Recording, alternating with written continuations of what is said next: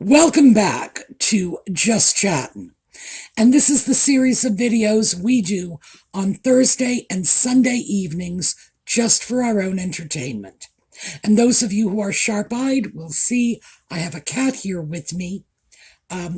He was irritated with me yesterday because I cleaned his litter box. He doesn't like a dirty litter box, but he doesn't like me mixing in what he considers to be his private space. So, I was on his bad list. And then yesterday evening, he went in and discovered he had a clean litter box, so he could throw himself in there and roll in it. It's disgusting, but this is what he does. And he'll just go and just exuberantly enjoy the clean litter. So now I'm his friend again. But yeah, he had a traumatic weekend. Somebody digging around in his private toilet. Ew. So yeah, he would have shot me if he could have. Are you going to leave or are you going to say? All right, he's going to leave for the moment. So, post-coronation.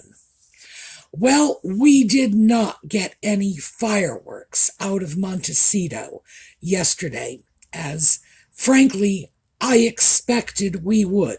No two ways around that. I really thought they were going to do something. And apparently I'm not the only one, because we've got a lot of very bizarre stories coming out, and one that I did want to share with you in more detail. So, when we come back,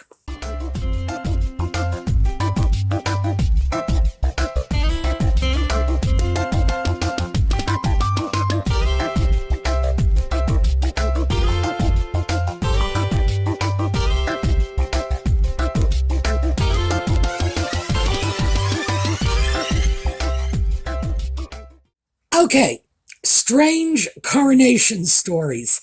This one has got to be my favorite.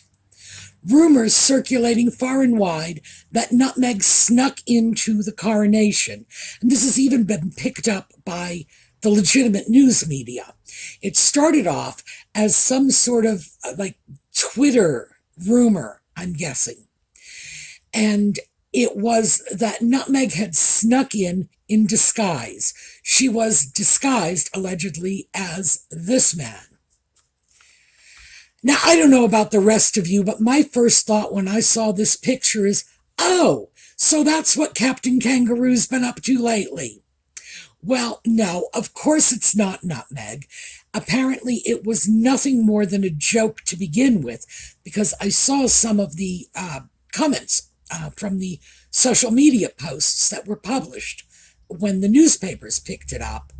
It's very clear it was all in fun, that it was a jest.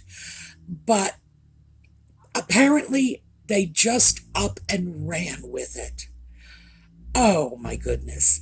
Well, and you can't even say it was a slow news day, because this was the day of the coronation. If you had nothing else to talk about, you could talk about the coronation.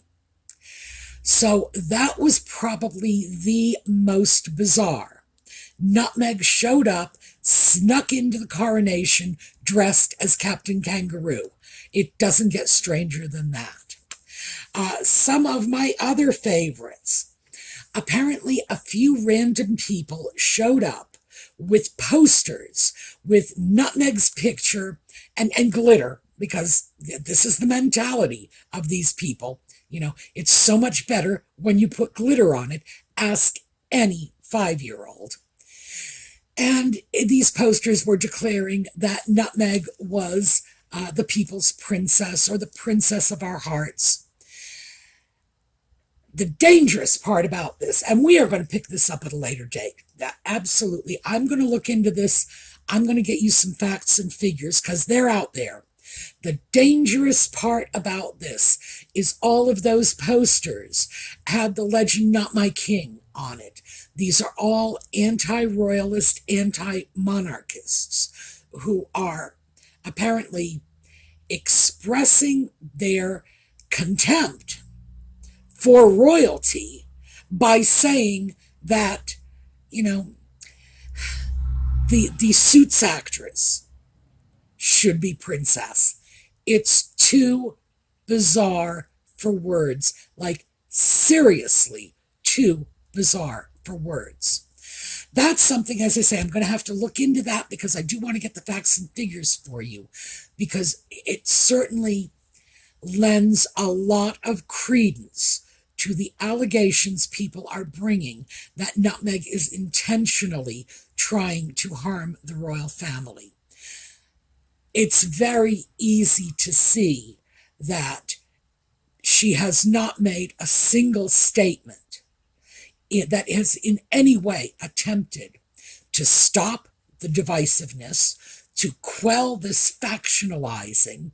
It would be too easy for her or the sock puppet. Well, the sock puppet, actually, he can speak pretty well when somebody gives him a script, but all they would have to do is simply come out and say, we do not approve of the divisiveness. We are not in favor of the destruction of the royal family. But, yeah, they are in favor of the divisiveness. They are in favor of the destruction of the royal family. Even though, now I know, counterintuitive, because their mega million livelihood is dependent on their connection to the royal family. But as I have said many times, these people are stupid. I'm looking at my cat and I'm telling you, he's smarter than these two. So yeah, they're chewing up the royal family and spitting it out on one hand, and meanwhile exploiting that connection for all it's worth. Yeah, they don't seem to realize what they're doing is shooting the goose that laid the golden egg. But hey, like I say, not the brightest bulbs in the box. Let's see. Oh, People magazine. Apparently, Princess Catherine went out to lunch in a pair of Aquajura slingback heels. Relatively nice heels, not unlike many things I've seen Catherine wear before. And the headline was, Kate Middleton wears Meghan Markle's go-to heels for palace lunch reception ahead of Coronation. Kind of makes it sound like she took Nutmeg's heels, doesn't it?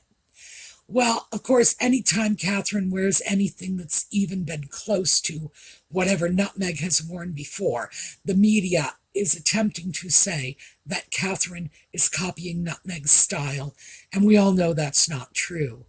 If for no other reason, then I think we can be pretty sure that Catherine actually paid for her Aquajura shoes.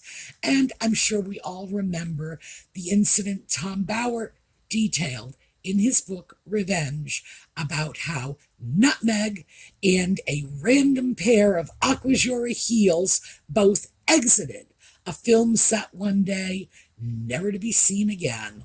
So, yeah. I think they need to be really careful when they do that.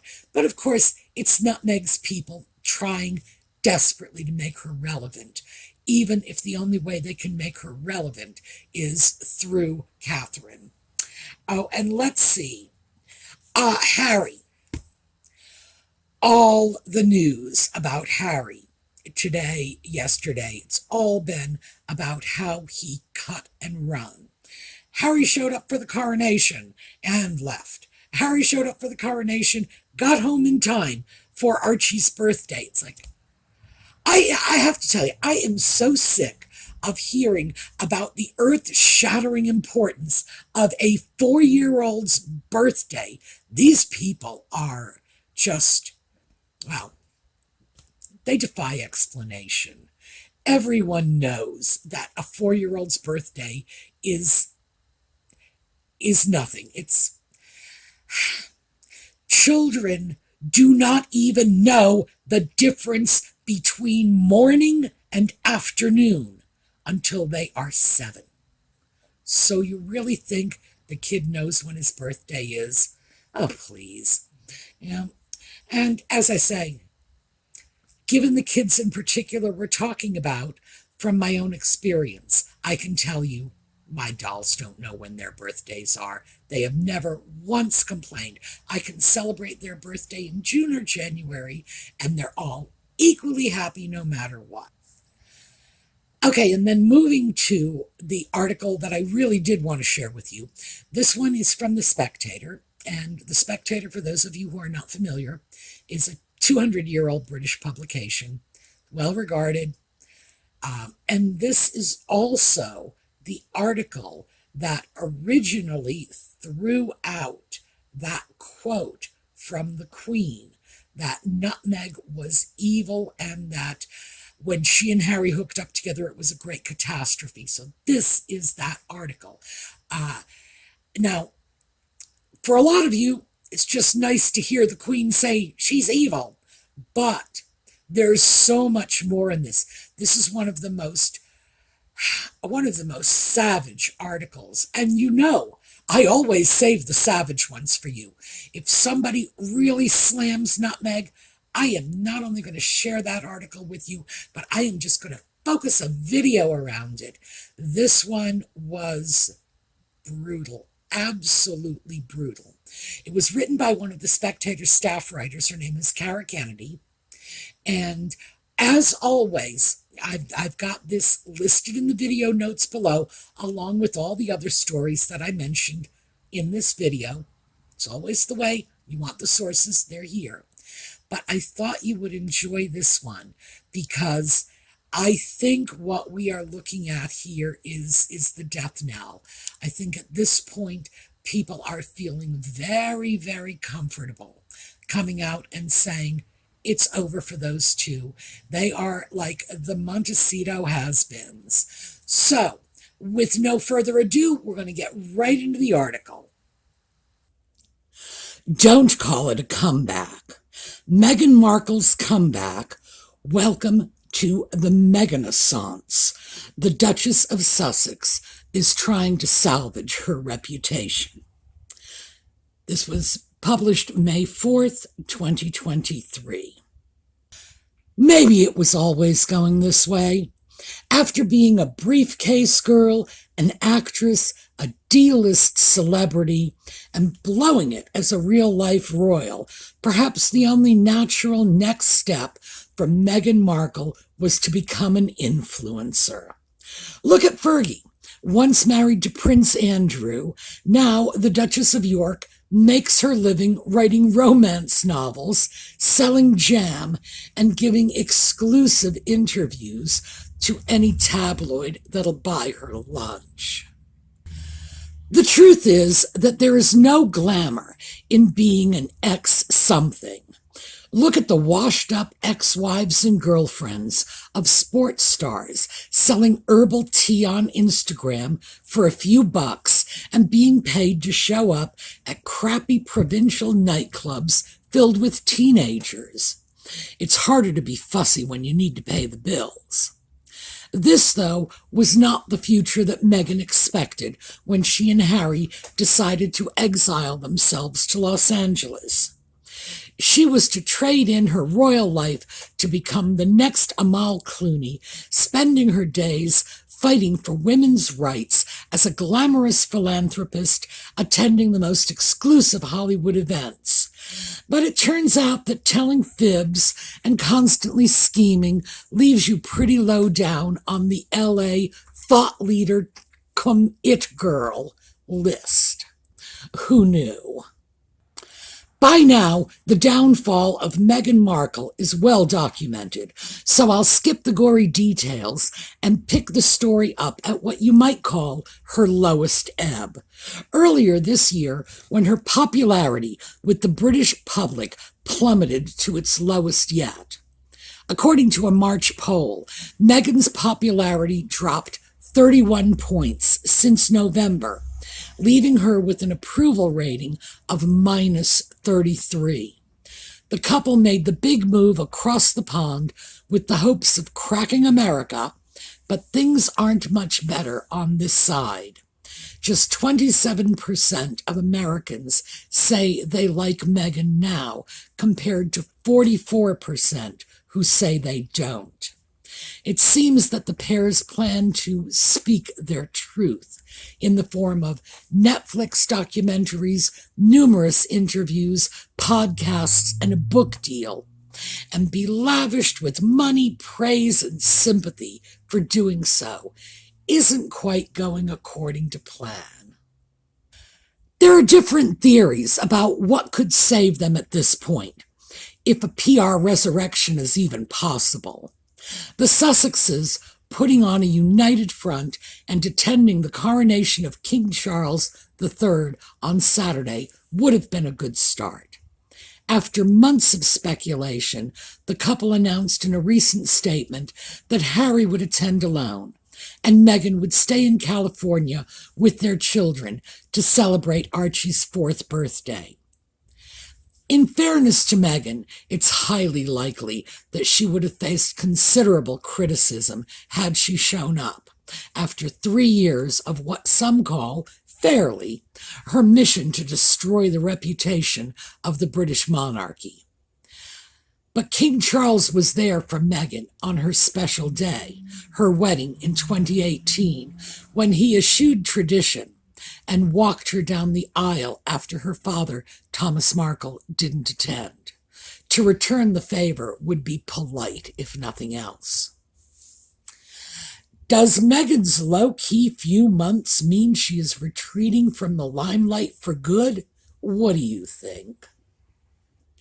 In January, when Harry released his memoir, Spare, Meghan was noticeably absent from the promotional interviews. At the time, people were shocked that the usually inseparable pair didn't show up together to his many appearances.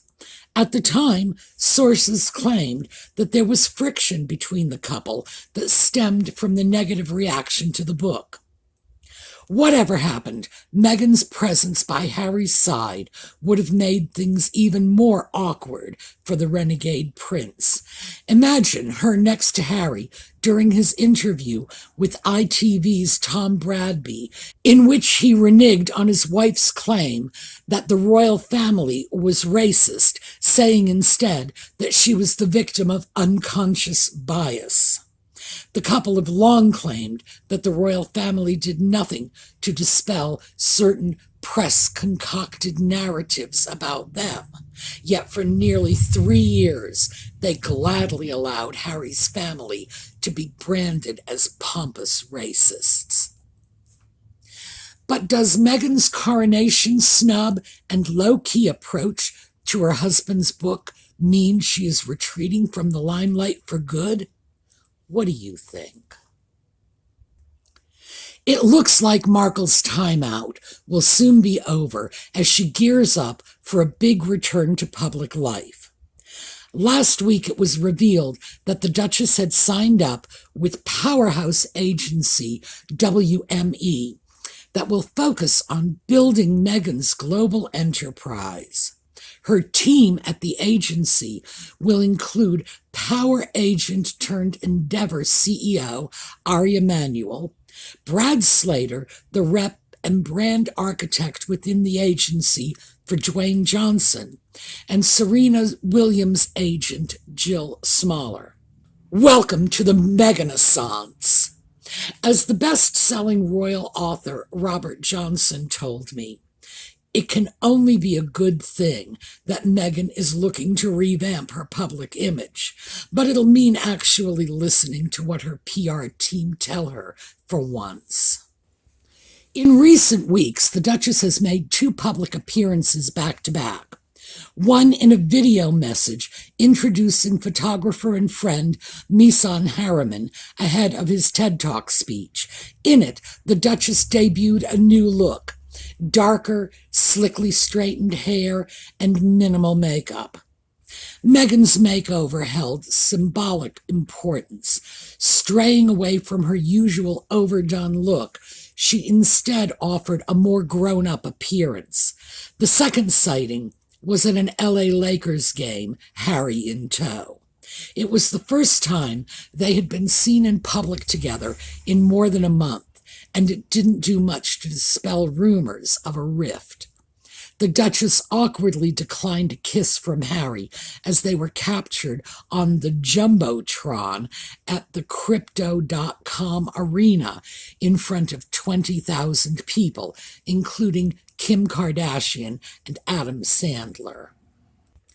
But if Meghan's transition to an ex-royal influencer is to be successful, social media will prove vital.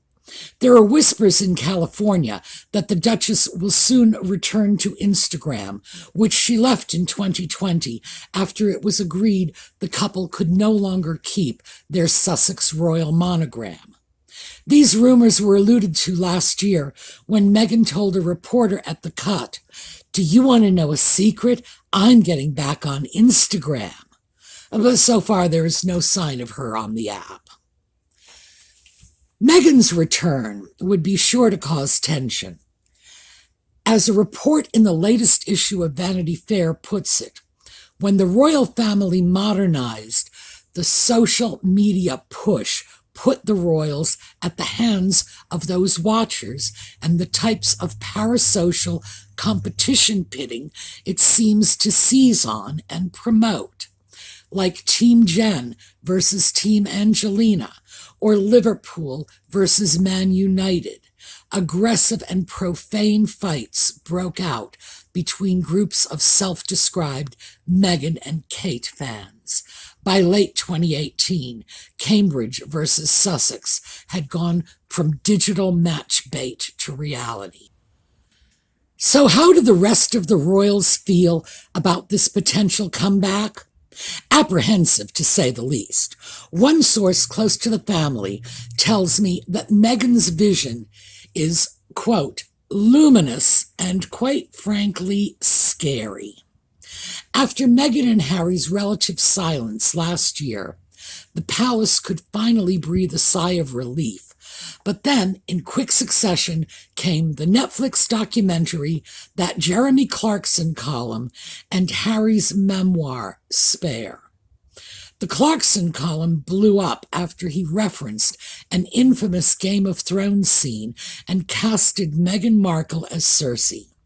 He wrote, "At night I am unable to sleep as I lie there, grinding my teeth and dreaming of the day when she is made to parade naked through the streets of every town in Britain, while the crowds chant, 'Shame,' and throw lumps of excrement at her." The ill-considered broadside against Meghan, for which he later apologized, hurt the royals hardest, with soon-to-be Queen Camilla confiding in a friend that Clarkson was, quote, "so unhelpful, just as we were really getting on the front foot of all of this." While Markle may be able to scramble back into some Hollywood circles, it is unlikely to be quite as rarefied a crowd as she once hoped. Meanwhile, her relationship with the royal family is pretty near irreparable. At this stage, there is little doubt about the palace's feelings about her. As harmful as Meghan's actions in the last year have been, a source close to the royals tells me that much of the damage was already done, and that the personal feelings of the late Queen loom large. According to my source, the Queen saw through Meghan Markle and remarked that she was, quote, evil during a drinks reception at a dinner the late monarch hosted at Balmoral in August last year. Everybody's eyebrows hit the ceiling, the source claimed. It was out of character for the Queen to use such a word as evil to describe Meghan, but she saw straight through her. It was a startling sentence to hear from the most forgiving woman on earth. Quote, "At the drinks before dinner, a small group were talking to the monarch, and she explained that Harry's meeting with Meghan had become a complete catastrophe and described her as evil. By this point, we all knew the Queen's health was in decline and that she had months left. She seemed regretful about how things had panned out." Close quote. Throughout the last 3 years, Meghan and Harry have been consistently complaining that there was no bad blood between them and the monarch, but this has often been disputed. Biographer Tom Bower's latest book, Revenge, Meghan, Harry, and the War Between the Windsors, cites unnamed sources that claim the Queen once remarked of her husband's funeral, quote, "Thank goodness Meghan is not coming." Royal watchers believe that Meghan and Harry's reservation to implicitly blame Queen Elizabeth for any of the wrongdoings of the royal family was an intentional move in order to return to royal life if they ever needed to. But the more we hear of the Queen's supposed feelings, the less likely that seems. At this stage, Harry and Meghan continuing to cash in by bad-mouthing the firm seems more likely than a reconciliation. Entertainment Tonight reported earlier this year that Harry had a lucrative 4-book deal with Penguin Random House, the publisher behind his tell-all, that's worth $35 to $40 million. It is rumored that at least one of these books will be written by the Duchess. Even if she doesn't put pen to paper, Meghan is reportedly resurrecting her lifestyle blog, The Tig, after the New York Post reported that there was a document filed with the U.S. Patent and Trademark Office that indicates a prospective relaunched version of the site. I hope the content will have improved from last time, where she jotted down posts about her meditation guru, who was called Light, or how much she loves the book Eat, Pray, Love. After it was announced that Meghan wouldn't attend the coronation, her PR team insisted she has moved on and is going about her life in the present. As we all know, a Hollywood lifestyle for 2 ex-royals is expensive, and whatever they choose to do, they'll need to find a way to pay for it. Well, I don't know about you guys, but I can certainly remember a time when nobody would have said anything like that in print, especially during the Queen's lifetime, just out of respect for the Queen. So, yeah, times is a-changin', and the climate of the room is not what it once was. So, that's what I have for you today. I hope you enjoyed that article as much as I did. It was difficult to get through that reading without stopping for a great many giggle breaks. All right, we're going to take a look at a slideshow on the way out. We'll do Camilla. We did Charles yesterday. It was his day, but it was also Camilla's day. So we'll do a Camilla slideshow today. Have a great week, and I will see you all next time.